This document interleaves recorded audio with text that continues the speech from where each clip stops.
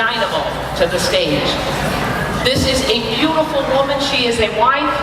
You will look at her and you think that things are absolutely great in her life. But if I got the numbers right, she received her first cancer diagnosis at the tender age of about 19. All right? So I want you to show much love to one of the fantastic members of the Boxing Babes Round 7. Give it up for DeLese here.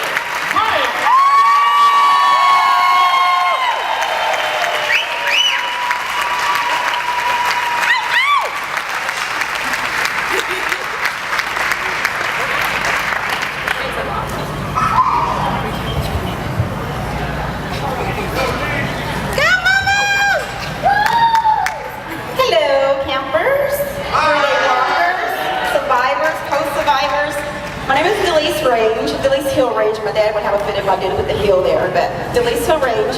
I'm going to look at paper for some corners, but basically I wanted to let you guys know that I've been involved with Susan G. Komen 3-Day for 5 years now. The first year I volunteered and was moved by all the excitement as I saw people coming into camp, not really understanding that 20 miles that day and they can come into camp with all these cheers, and so I was like, if they can do it, I can do it. So the next year I actually decided to go ahead and walk with my best friend. Okay, my story starts as, well, first let me do this. I couldn't be here, wouldn't be able to do any of my walking, training walks, fundraising without my team, which I call my family. It's like a sorority fraternity, because we do have guys. But the Boxing Babes 7, I think they're back there. Love you guys. If we had picked the survivors for the Boxing Babes dinner,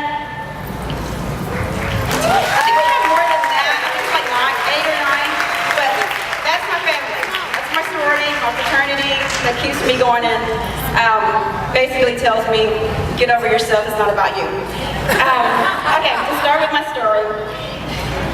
1989, I was 3 months pregnant, 19 years old, young and dumb, was diagnosed with ovarian cancer, had no clue of what that meant to save my life, none whatsoever. So I went through chemo, radiation, had my son, who's now 24 now. Oh, that's my husband. I think he's 24, just turned 24. But had chemo, radiation, had my son, he's perfectly healthy. And as I say, I was young and dumb, which is actually probably a good thing because I didn't know the severity of what was going on. Then in 2001, I was diagnosed with breast cancer. 2004, I went into remission. And then 2011, yeah, my cancers get cancer. 2011, I was diagnosed with lung and lymph node cancer, which is a spread for the breast cancer, which is what I'm dealing with now. I tell people that I go on chemo and I tell my oncologists, all my doctors, I'm getting off of chemo for this race, this 5K, this half marathon, this 3-day, this race for a cure. Anytime it has to do with cancer, I'm going to do the race. Cancer in a cute shirt. Let's be serious. It's got to be a cute shirt. Priorities, right? So, anything doing with cancer, but I wanted to let you guys know because Komen is so dear to me. People always ask me, why don't you do much with the ovarian cancer? Like I said, I was young and dumb, not knowing what was going on, so it really didn't hit me as the breast cancer hit me in 2001. I had my family, I had my son, which is in Iowa, my daughter, which is down there. So then the breast cancer hit me. It was like, okay, this is really serious. So for a year, I don't advise this to anybody. I went through a year of chemo radiation in the county hospital by myself. I didn't tell anybody that I had cancer, not even my husband. I did tell him I was doing treatments.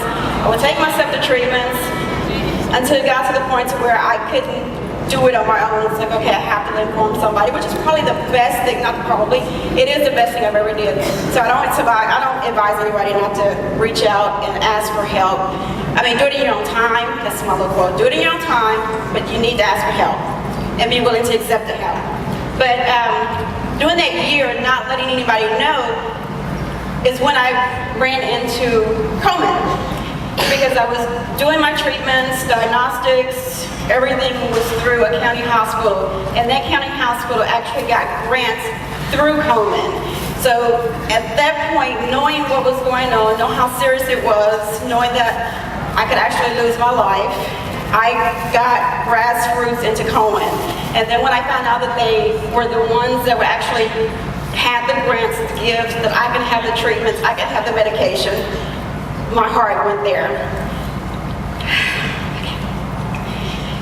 Going through my breast cancer, my best friend, Janice Huntley, I was 2 years into my breast cancer, and she was diagnosed with cancer. She would actually come to the house, bring food. When I got tired of the nurse coming, she would say, okay, I'll take the nurse out, I'll come and do it today, and so you can have some kind of freedom. She lost her battle. I always say cancer didn't take her because it was actually a heart attack.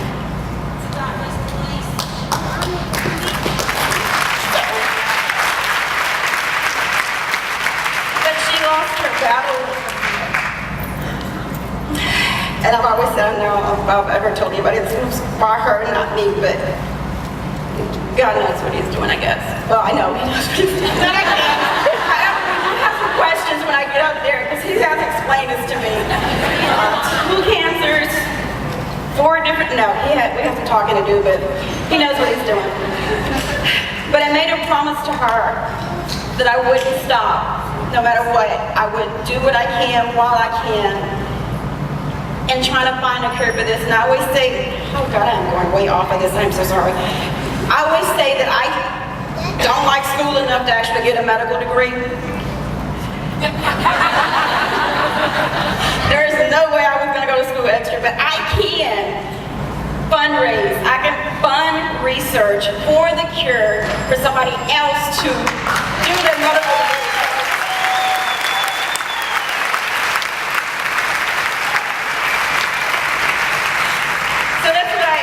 I'm going to do, I do no matter what, whether I feel good or I don't feel good. I give myself 24 hours. Get your butt up, it's not about you, which is the main thing I tell myself at the 23rd hour.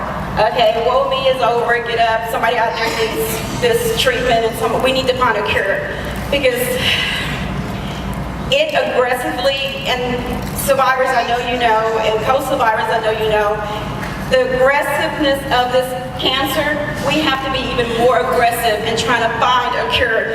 So I know you may feel like people are tired of you saying, I'm fundraising, I'm doing this, I'm doing that. Just let them get tired. Take the money. I always say I need your dollars, not your voice. So take the money because it is aggressive, so we need to be as aggressive to find that cure. Also wanted to say, okay, let me go back here, sorry. Okay. I like to tell people, yes, those of us have gone through cancer, we have a way of escaping when we have a bad day. I can get a Phenergan, a Zofrat, I can get some medicine, I can go to sleep. My heart goes out to the co-survivors, my husband, we've been married 26 years. I think he's only had, love you baby, he's only had 2 years of me being healthy out of 26 years, so that takes a strong man to stay in there and deal with everything that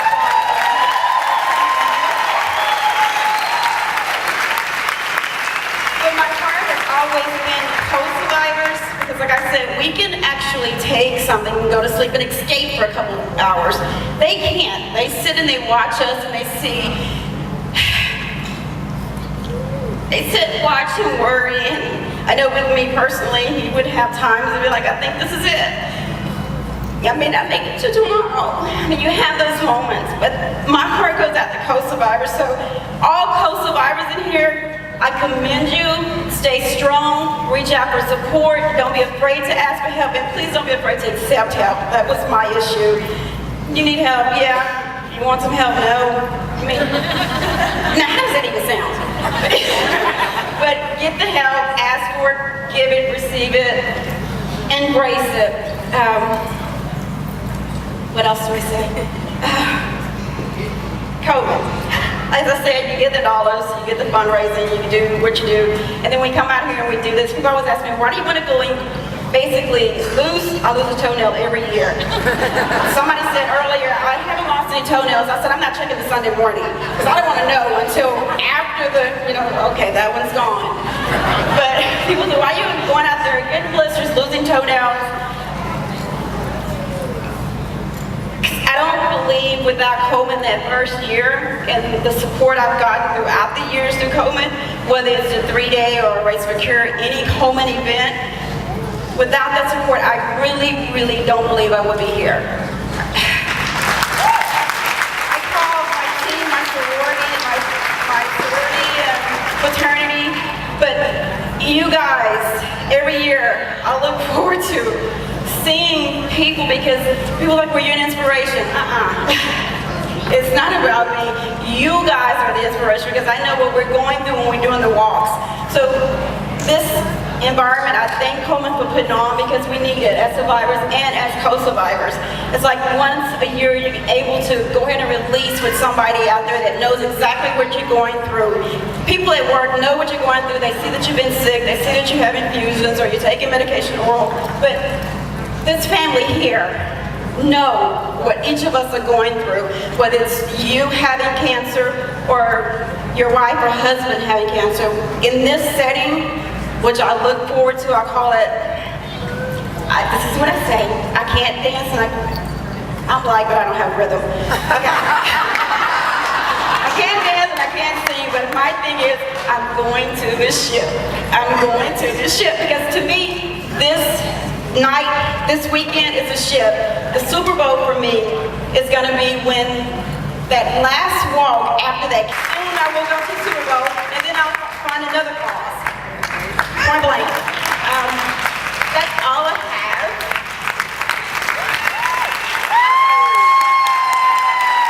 Sorry. If I can get my husband to stand up 1 second. My daughter. My son-in-law.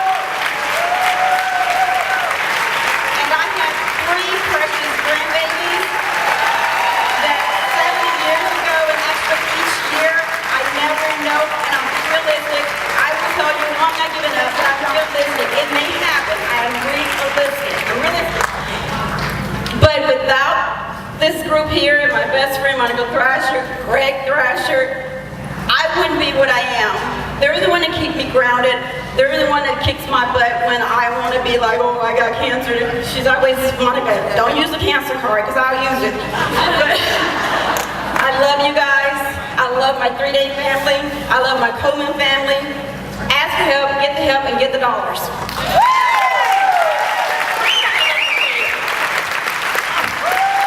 Give it up for DeLese.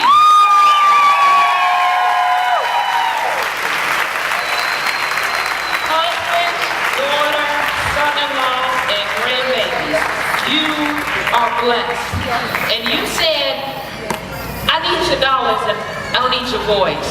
But I think it's safe to say we all needed to hear her voice tonight.